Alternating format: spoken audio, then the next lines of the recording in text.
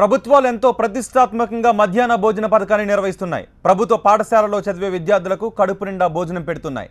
కానీ పాఠశాల సిబ్బంది నిర్లక్ష్యం విద్యార్థుల ప్రాణాల మీదకు తెస్తోంది. క్వాలిటీ లేని భోజనాన్ని పెట్టి వారి ప్రాణాలతో చెలగాటమాడుతున్నారు నిర్వాహకులు.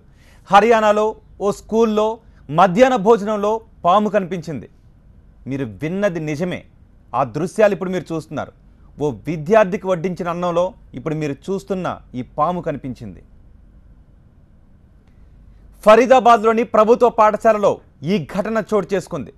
నిన్న మధ్యాహ్నం భోజనం చేస్తూ ఉండగా ఓ విద్యార్థికి పాము పిల్ల కనిపించింది. వెంటనే స్కూల్ టీచర్లకు సమాచారం ఇచ్చారు. దీంతో మిగతా విద్యార్థులను భోజనం తినొద్దని సూచించారు. కానీ అప్పటికే పలువురు విద్యార్థులు కొంత అన్నం తినేశారు. ఆ తర్వాత కాసేపటికే వారంతా వాంతులు చేసుకున్నారు. విద్యార్థులను ఆసుపత్రికి తరలించి చికిత్సను అందించారు. ఇన్నాళ్ళు మధ్యాహ్న భోజన పథకంలో ఈగలు బొద్దింకలు చూసాం. కానీ తొలిసారిగా హర్యానాలో ఏకంగా పాము పిల్లే కనబడడం సంచలనం రేపుతోంది. ఈ ఘటనపై అక్కడ ఉన్నతాధికారులు ఆగ్రహాన్ని వ్యక్తం చేశారు. నిర్లక్ష్యంగా వ్యవహరించిన సిబ్బందిపై చర్యలు తీసుకుంటామని స్పష్టం చేశారు.